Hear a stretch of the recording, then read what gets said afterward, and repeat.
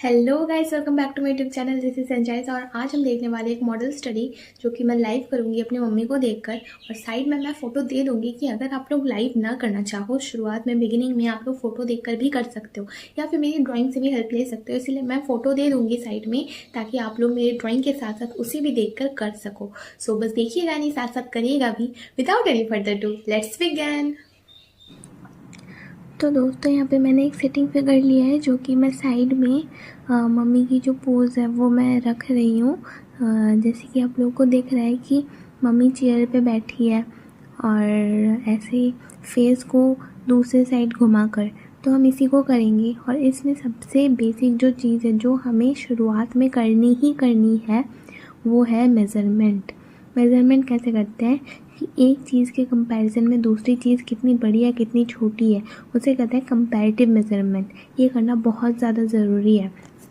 तो यहाँ पे दोस्तों हम जो फेस है उसको 1 यूनिट पकड़ते हैं और उसके हिसाब से ये बॉडी जो है पूरी की पूरी, वो बॉडी कितने यूनिट्स में डिवाइड हो रही है उसे देखते हैं। जैसे इंसान खड़ा रहे तो बेसिकली 7.5 जो यूनिट्स है उसमें डिवाइड होता है, बट इंसान जिस हिसाब से बैठ रहा होता है उस हिसाब से यूनिट्स छोटे होते जाते हैं। तो यहाँ पे सर के हिसाब से जो पूरी बॉडी है वो लगभग 6 या फिर 5.5 में आ रही थी। तो उसी हिसाब से मैंने अपने पूरे पेज को 6 या 6.5 में डिवाइड किया। देन एक यूनिट कैसे डिवाइड किया 6 यूनिट्स में, कि एक यूनिट अगर हेड हो तो सेकंड यूनिट कहाँ तक आएगा, थर्ड यूनिट कहाँ तक आएगा, फोर्थ यूनिट कहाँ तक आएगा, ऐसे करके। यहाँ पे मेज़रमेंट्स बहुत ज़रूरी है कि एक शोल्डर गले के बाहर कितना जाएगा, या फिर जो लेग है वो पहला लेग कहाँ से शुरू होकर कहाँ ख़त्म होगा, दूसरा लेग कहाँ से शुरू होकर कहाँ ख़त्म होगा, हैंड जो है हाथ वो कहाँ आ रहा है और कहाँ पे ख़त्म हो रहा है। हालांकि ये फ़ोटो जो है आपको थोड़ी सी अलग एंगल से दिख रही होगी मेरे ड्राइंग से, क्योंकि कैमरा साइड में था और फ़ोटो जो है वो मैंने फ्रंट से लिया था और मैं बैठी भी साइड में ही थी। तो थोड़ा सा अलग जो पूरी बॉडी है वो दिख रही होगी, बट स्टिल चीज़ों को समझना, बेस को समझना कि हर चीज़ को डिवाइड कर लेने से हर चीज़ कितनी सिंपल हो जाती है। कोई भी चीज़ इतनी मुश्किल होती नहीं है जितना देखने में लगता है। यहाँ पे भी शायद आप लोगों को हर एक चीज़ थोड़ी मुश्किल दिख रही होगी, बट जब आप करोगे तो उतनी मुश्किल नहीं होती है जितनी दिखती है। कुछ चीज़ों को दिमाग में रखना है कि कंपैरेटिव मेज़रमेंट करना है, पूरे ड्राइंग को स्ट्रेट लाइंस में कन्वर्ट करना है, देन धीरे धीरे कर्व्स ऐड करना है। हम यहाँ पे सिर्फ लाइन के मदद से ही पूरे ड्राइंग को करेंगे, तो यहाँ पे कब कितनी फोर्स कहाँ पे किस लाइन पे देनी है उसका ध्यान भी रखना है। पूरे ड्राइंग में सेम फोर्स के साथ हमें ड्राइंग नहीं करनी। यहाँ पे कहीं कहीं मैं फोर्स ज़्यादा दे रही हूँ तो जो लाइन है वो मोटा हो रहा है, कहीं कहीं मैं पतला, मतलब फोर्स जो है, बॉडी प्रेशर जो है वो मैं कम दे रही हूँ, तो जो लाइन है वो पतली खींची जा रही है। इससे ही समझा जाता है कि कहाँ कितनी डेप्थ है। जहाँ पे हल्की लाइन हो रही है वो जगह फुली हुई है, जहाँ पे डार्क लाइन हो रही है वो जगह अंदर की तरह घुसी हुई है।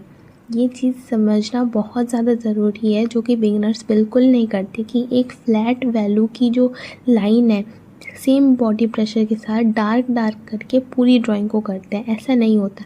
यहाँ पर भी ड्राइंग पे भी लेयर वाइज काम करना ज़रूरी है। जैसे मैंने करा, पहले येलो से ड्रॉ किया, देन पिंक ऐड किया, देन ग्रीन ऐड कर रही हूँ। ये लेयर वाइज करना बहुत ज़्यादा ज़रूरी है कि धीरे धीरे आप डार्कनेस को ऐड करो, चाहे आप कलर कर रहे हो या चाहे आप सिर्फ बना रहे हो। तो हर एक चीज़ को मेज़र करो, मेज़र करते हुए बनाओ, कंपैरेटिव मेज़रमेंट करो, लेयर वाइज करो, स्ट्रेट लाइंस में कन्वर्ट करो, देन कर्व्स ऐड करो, देन अगर वैल्यूज़ ऐड कर रहे हो तो वैल्यूज़ ऐड करो। ये कुछ चीज़ें हैं जो आप लोगों को ध्यान में रखना बहुत ज़रूरी होता है, चाहे आप लाइव करो या फ़ोटो देखकर करो।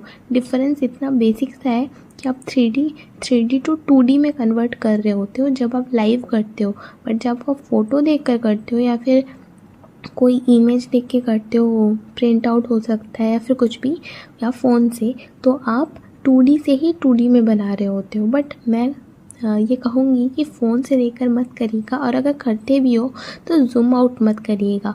जैसी इमेज है ओरिजिनल, उसको शायद क्रॉप कर लो थोड़ा सा जितना आपको बनाना है, बट उसको ज़ूम नहीं करिएगा।